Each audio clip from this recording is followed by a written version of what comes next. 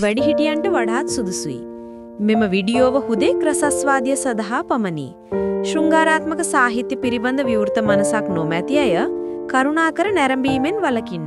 ඔයා පෑන්ට් එකක් ඇඳලා නේද ඉන්නේ? මොකක්?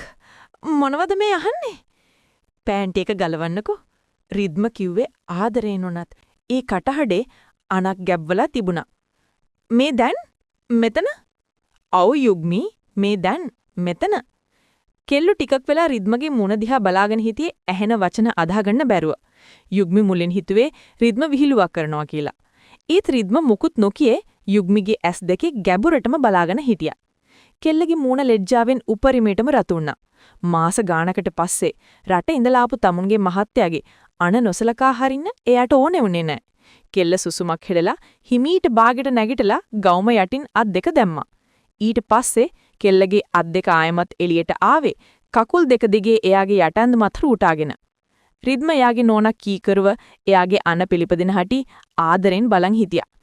"කෝ" කියලා රිද්ම අත දික් කරා. යුග්මි යටැඳම අතට අවගෙන ලැජ්ජාවෙන් බිම් බලාගෙන ඒක රිද්ම අතට දුන්නා. කෙල්ලට ලැජ්ජාවට දාඩියක් දාන්න ගත්තා. හැබැයි රිද්ම ඊළඟට කරපු දේ දැකලා කෙල්ලගේ ලැජ්ජාව දෙගුණ තෙගුණ වුණා. රිද්ම යුග්මි ඇඳන් හිටපු යටැඳම එයාගේ මේසි උඩින් තිබ්බා. "මහත්තයෝ, ඕක කවුරු හරි දැක්කොත්?" "කවුරුත් එන්නේ නැහැ අනේ. අනික දැක්කත් මොකෝ? ඕන කෙනෙක්ට තේරෙනෝනේ මේක ඔයාගේ කියලා." රිද්ම ඇහැක් ගහලා කිව්වා. "අනේ, හරි නරකයි. ඕක අඩු ගානේ ලාච්චු ඒවත් දාගන්නකෝ." යුග්මි තාම ඉන්නේ හොඳටම ලැජ්ජාවෙන් රතු වෙලා. "ඒ මොකටද? මඩ මේක දිහා බලන් ඉන්න ඕන වැඩ කරන ගමන්. මේක මගේ ආදරණීය නෝනෑන්දන් හිටපෙකනේ. නැත්තම් ඉතින් අනිත් ඔප්ෂන් එක තමයි ගෙදර යනකන් ඉන්නේ නැතුව මෙතනම." "අනේ මේ නෑ ඕක කොහොම තියාගන්න. කමක් නෑ." යුග්මි බීට්රූට් අලයක් වගේ රතුනහම රිද්ම හයියෙන් hina වුණා. මෙහෙම හවස් වෙනකන් රිද්ම සෙරින් සැරේ යුග්මිව එයා ගාවට බොරුවට එක එක වැඩවලට ගෙන්නගෙන කෙල්ලගේ ගවුම යටින් අත දාලා පොහොට්ටුව අඩසඳ යුවලා කලවා අතගගා කෙල්ලව හොඳටම පිස්සු වෙට්ටුවා. දෙන්න ගෙදර යනකොට රිද්ම වගේම යුග්මිත් හිටියේ හොඳටම ඇවිස්සිලා. ගෙදර දොර වහපු ගමන් දෙන්නම දතොල් සිපගත්තේ උමතුවෙන් වගේ. සිප ගැනීම නතර නොවි දෙන්නගේ ඇඳුම් එකින් එක ඉවත් උනි නිදන කාමරේ වෙත යන ගමන්. හදීසි වඩිකමට සාලේ මැද ටීපෝ එකේ හැප්පිලා එකේ උඩ තියෙන මල් වාසයකත් බිඳුණා. නිදන කාමරේට යනකොට රිද්ම යුග්මිව නිරුවත් කරලා තිබුණා. කොහොමත් යට ඇඳුම තාම ඔෆිස් එකේ නිසා කෙල්ලගේ ඇඟේ තිබ්බේ තිසරපතත් ගවුමත්. රිද්ම යුග්මිගේ ඇඟ හාදු වැස්සකින් තෙමලා කෙල්ලව පරිස්සමට ඇඳ මත දිගා කරා. හැබැයි හැමදාමත් වගේ ඊට පස්සේ සිද්ධ වුණේ යුග්මි බලාපොරොත්තු නොවුණු දෙයක්. රිද්ම රටේ ඉඳලා ගෙනාපු බෑග් එකකින් පටි වගා කෙලියද ගත්තා. "ඕහ්, ඔය මොනවද මහත්තයෝ? ඉන්න මන් පෙන්නන්නම්. මට ගැහුවා නේද? මං කිව්වා නේද ඒවට මං අල්ල ගන්නව කියලා. ගෙදර ආවම."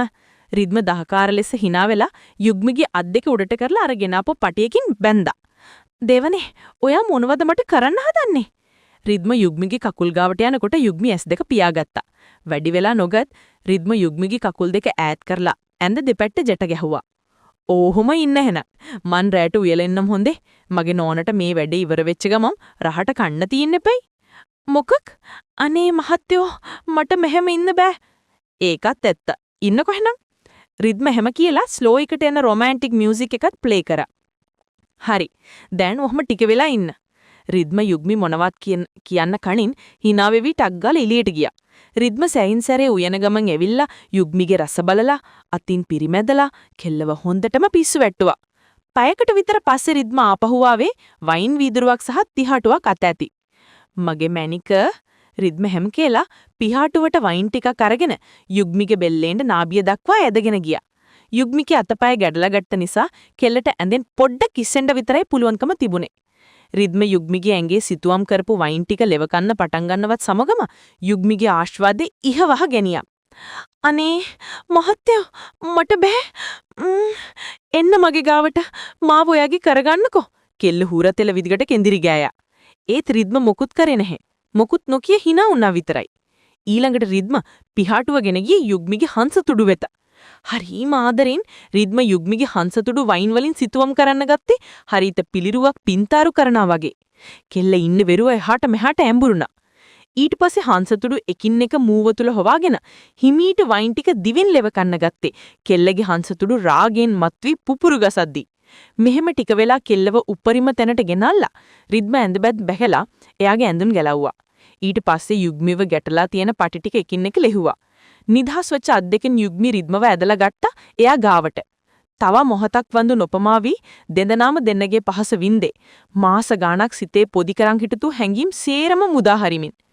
රිද්ම කිව්වා වගේම වැඩේ ඉවර වුණාට පස්සේ යුග්මිට යකෙක් කන්න තරම් බඩගින්නක් ආවා. මහත්තයෝ මොනවද එව්වේ? කෙල්ලට හොදෙතුම් බඩගිනි. කෙල්ල කිව්වේ තාමත් රිද්මගේ පපු තලයට දුරුළු වෙලා. ඔයා ආසම සීෆුඩ් නූඩල්ස් මැනික. අපි අද බැල්කනි එකට ගිහින් ඩිනර් ගමුද? අර වැව පැත්තේ තියෙන බැල්කනි එකට යමුකෝ මහත්තයෝ. මං ආසයි වැවෙන් මේ වෙලාවට එන සනී හුළඟට. යුග්මිගේ සතුට ඇස් වලින් පවා පෙනුණා. හරි. මගේ මැනිකට ගිහින් වොෂ් එකක් දාගෙන එන්න. මං ටේබල් එක ලෑස්ති කරන්නම්. අනේ නෑ බෑ. මහත්තයා නෑදී ඌවෙත්. පවුමගේ වස්තුවට මහන්සි ඇති හොඳටම. රට ඉඳලා ආපු හැටිය හරිහමක් නින්දාක්වත් නෑනේ. මං ලෑස්ති කරන්නම් මේසේ. මහන්සියක් නම් තිබුණා තමයි. ඒත් ඉතින් ඒකට මට බෙහෙත් හම්බුණානේ. බෑ මැනිකා මම ගොඩක් ආසාවෙන් මගේ මැනිකට මේ ඩිනර් එක ලෑස්ති කරන්නේ. කියන දේ අහලා ගිහින් වොෂ් එකක් දාලා ලස්සන ඇඳුමක් ඇඳගෙන එන්නකෝ. රිද්ම හිම කියලා යුග්මිගේ නලටේට හාදුවක් දීලා එළියට ගියා. යුග්මි වොෂ් එකක් දාලා බැල්කනි එකට ආවා. ඒ එනකොට දැක්ක දේන් කෙල්ලගේ ඇස්වලට කඳුළු පිරුණා. රිද්ම කෑම මේසේ ලෑස්ති කරලා තිබුණේ වෑවට මූණ දලා. මේසේ මැද යුග්මි කැමැතිම රෙඩ් රෝසස් පොකුරක් තියලා තිබුණා. ඊට එහා පැත්තෙන් එයා කන්න ආසම සීෆුඩ් නූඩල්ස් ලොකු ප්ලේට් එකක් තිබුණා. යුග්මි සතුටු කඳුළු පිරිදෙනතින් රිද්ම දිහා බලලා අනේ මගේ රත්තරන් මහත්තයා එයි මෙච්චර මහන්සි උනේ. අනේ කෙල්ලට ඇඬෙන්න ගත්තේ සතුට වැඩි කමට. රිද්ම පුතුව මේසෙන් එළියට ඇදලා යුග්මිගේ උරහිසෙන් අලලා වාඩි කරුවා. ඇයි කියලා අහන්නේ? මගේ කෙල්ලට සලකන්නේ නැතුව මම මෙහෙම කාටද සලකන්නේ කියලා රිද්ම යුග්මිගේ හිස් මුදුන සිපගත්තා. එදා කොන්ට්‍රැක්ට් එක සයින් කරපු දවසේ මං හොඳටම ඇඬුවා.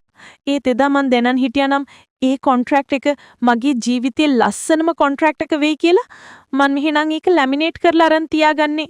අනේ මහත්තයෝ මේ කාත් කවුරුත් නැති අනාථ කෙල්ලගේ ජීවිතේ ලස්සනට පාට කරපු ඔයාට ගොඩක් පිං මගේ දෙයියෝ. යුග්මි රිද්ම දිහා බලාගෙන අත් දෙක එකතු කරලා කිව්වා. ඔයා මොනවද මැනික මේ කියන්නේ? ඔයා කාත් කවුරුත් නැති අනාථ කෙල්ලෙක් කියලා ආයේ කියන්න එපා. ඔයා ආයේ කවදාවත් තනි වෙන්නේ නැහැ. මං ඉන්නව ජීවිතේ පුරාමටම ඔයා ළඟින්. රිද්ම යුග්මිගේ අත් දෙක ආදරෙන් අල්ලගෙන ඇස් දෙක දිහා බලාගෙන කිව්වා.